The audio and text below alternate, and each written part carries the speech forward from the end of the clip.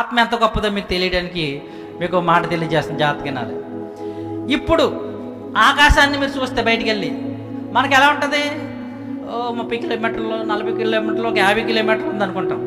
కానీ ఇది ఎంత పెద్దదో, దీని ఆకారం అసలు ఈ యొక్క కనిపిస్తున్న ఆకాశం ఎత్తు ఎంత ఉన్నతమైనదో, ఎంత గొప్పదో తెలిస్తే దాన్ని బట్టి మన ఆకారం కూడా ఎంత గొప్పదో మీకు ఒకసారి చక్కగా చెప్తాను. ఈ భూమి మీద నుంచి బయలుదేరి మనం మానవుడిగా ఒక రాకెట్లోనో ఒక జెట్ విమానంలోనో బయలుదేరితేనండి, భూమి మీద నుంచి అంతరిక్షంలోని ప్రయాణం, అంటే భూమి మీద మనం ప్రయాణం ఇప్పుడు మన అందరం ప్రయాణం చేద్దాం ఒకసారి. ఎక్కడి నుంచి అంటే భూమి మీద నుంచి ప్రయాణం ఎక్కడికి? ఆకాశంలోనికి.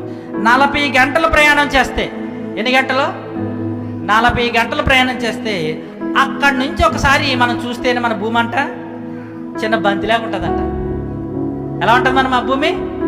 సూర్యుడు, చంద్రుడు ఇలాంతా బంతిలాగా ఉంటాయంట, చిన్న బంతిలాగా.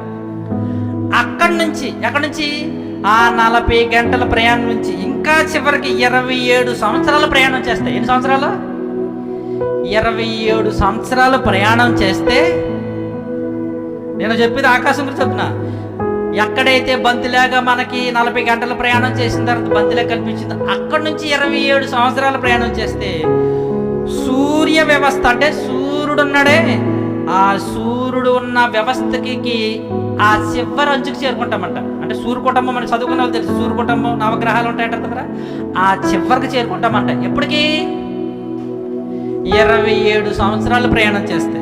ఓకే, అక్కడి నుండి చూడండి మళ్ళా ఆ సూర్య వ్యవస్థ, ఆ సూర్య కుటుంబం నుంచి ప్రయాణం చేసుకుంటూ మళ్ళా పైకి వెళ్ళిపోతే పాలపుంత నక్షత్ర మండలం అనేది ఒకటి ఉంటుందంట.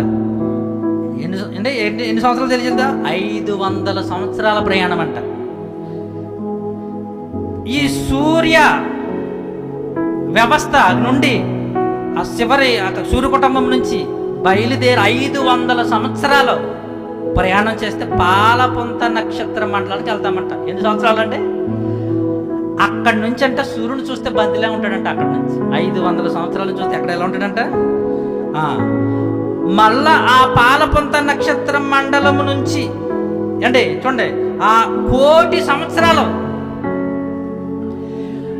500 సంవత్సరాలు వెళ్ళిపోయిన తర్వాత అక్కడి నుంచి 1,000,000 సంవత్సరాలు ప్రయాణం చేసుకుంటూ వెళ్తేనంటండి ఆండ్రోమెడ నక్షత్ర మండలం దగ్గరికి వెళ్తామంట.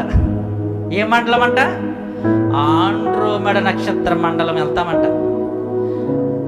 ఇదంతా మనం వెళ్తున్నది ఆకాశం వైపుకే. మీకు చాలా చిన్న కనిపిస్తుంది, శాస్త్రవేత్తలు చెప్పారండి ఈ మాట.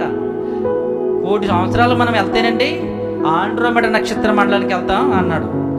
అక్కడి నుంచి మళ్ళీ అక్కడ ఆగలేదు, అక్కడి నుంచి ఇంకా ప్రయాణం ఎన్ని సంవత్సరాలు అంట? 1,000 కోట్ల సంవత్సరాల ప్రయాణం చేస్తేనంటండి హైడ్రో సెంటారస్ నక్షత్రం మండలం పెట్టారు పేర్లు. ఎక్కడికి వెళ్తామంటే అక్కడి నుంచి ఈ 500 నుంచి మరలా పైకి వెళ్ళిపోతుంటేనంటండి హైడ్రో సెంటారస్ నక్షత్ర మండలానికి వెళ్తారంట. అసలు మన ఆయుష్ ఎంత? 1,000 కోట్లు అంట. పోనీ అక్కడి నుంచి ఇంకా ఆ నీలంగా మనకు కనిపిస్తుంది. ఇప్పుడు ఇక్కడి నుంచి చూస్తుంటే అక్కడే ఉందంటే ఆ నీలంగా కనిపిస్తున్న ఆ నక్షత్రం అక్కడికి వెళ్ళాలంటే ఇంకా ఎన్ని కోట్ల సంవత్సరాలు పడతాయో మనకు తెలియదు అంటున్నారండి వాళ్ళండి.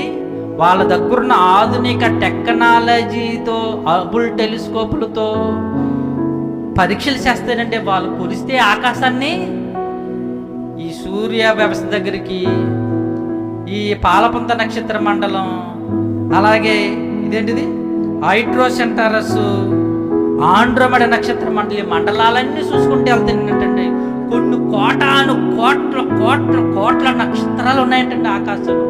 ఇవి అన్నీ ఎలా ఉన్నాయంటే ఒక గుంపు కింద, అంటే ఇక్కడో గుంపు, మళ్ళీ కొంచెం వెళ్తే అక్కడో గుంపు, అక్కడికి వెళ్తే మళ్ళీ అక్కడో గుంపు, అలాగ నక్షత్ర మండలాలు పైకి పైకి పైకి వెళ్ళిపోయి చివరికి ఆ నీలి మండలానికి వెళ్ళడానికి బాబోయ్ ఎన్నో సంవత్సరాలు పడుతుంది నాయను అంటున్నారండి. ఈ మాట మీకు ఎందుకు చెప్పింది తెలుసా? భూమి మీద నుండి ఆకాశంలోకి వెళ్ళిపోతుంటే కొన్ని కోట్ల వేల లక్షల సంవత్సరాలు పట్టేస్తుంది.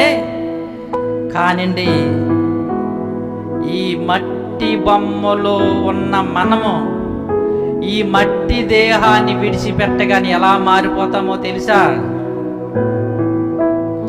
మనము కూడా ఆకాశము, మహా ఆకాశం పట్టజాలనంత పెద్దవాళ్ళమైపోతాం.